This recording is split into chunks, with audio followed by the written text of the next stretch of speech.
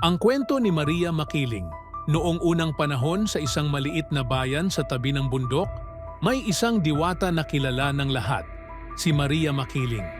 Siya ay isang magandang diwata na may mahahabang itim na buhok, mapupungay na mata, at kutis na kasing puti ng niyebe. Maraming mga tao ang nakakita sa kanya, ngunit kakaunti lamang ang nakakausap o nakakasama siya. Ang kanyang tahanan ay nasa tuktok ng bundok Makiling, isang bundok na matatanaw mula sa malalayong pook. Ngunit hindi tulad ng ibang mga diwata na naninirahan sa mga kaharian ng mga engkanto, si Maria Makiling ay mas pinili ang buhay ng pagiging malapit sa mga tao.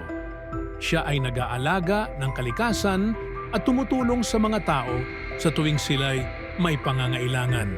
Isang araw, nang magtulungan ang mga magsasaka sa pagbubungkal ng lupa, dumating si Maria sa kanilang bukirin.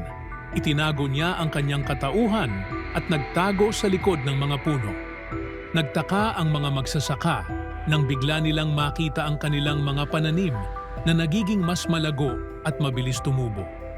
Hinahanap nila kung sino ang may gawa nito, ngunit wala silang nakita. Laking gulat nila nang isang matandang mang-uukit ng kahoy ang nagsabing siya ay nakakita ng isang diwata na tumutulong sa kanila. Habang patuloy ang pamumuhay ni Maria sa kabundukan, maraming mga kabataan sa bayan ang naglakbay upang maghanap ng diwata na magsisilbing guro at gabay.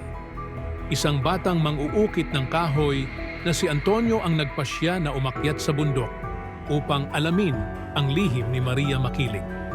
Ang batang mang-uukit ng kahoy ay nagnanais matutunan ang mga kahusayan sa paggawa ng mga gamit na yari sa kahoy. Inisip niyang malayong mararating ang kanyang pangarap kapag siya ay naging matalino at bihasa.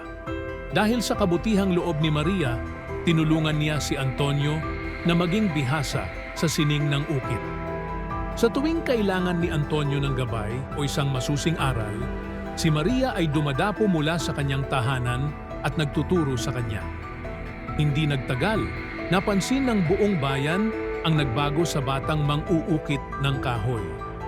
Ang mga gawa ni Antonio ay napakaganda at may kakaibang kalidad na tila gawa ng isang bihasang panday. Dahil dito, ang pangalan ni Maria Makiling ay patuloy na sumikat. Ang kanyang kabutihan, katalinuhan, at pagmamahal sa kalikasan ay nagbigay inspirasyon sa mga tao. Hindi man siya palaging nakikita, alam ng mga tao na sa bawat sulok ng kanilang bayan at kabundukan, naroon si Maria Makiling, nagmamasid at tumutulong, ang diwata na sa mga oras ng pangangailangan ay hindi nag-aalinlangan upang magbigay ng tulong. Hanggang ngayon, ang pangalan ni Maria Makiling ay buhay na buhay sa mga kwento ng matatanda at sa mga kwento ng mga kabataan na patuloy na naniniwala sa kabutihang nagmumula sa bundok, sa kagandahan ng kalikasan at sa diwatang nagmamahal sa bawat nilalang.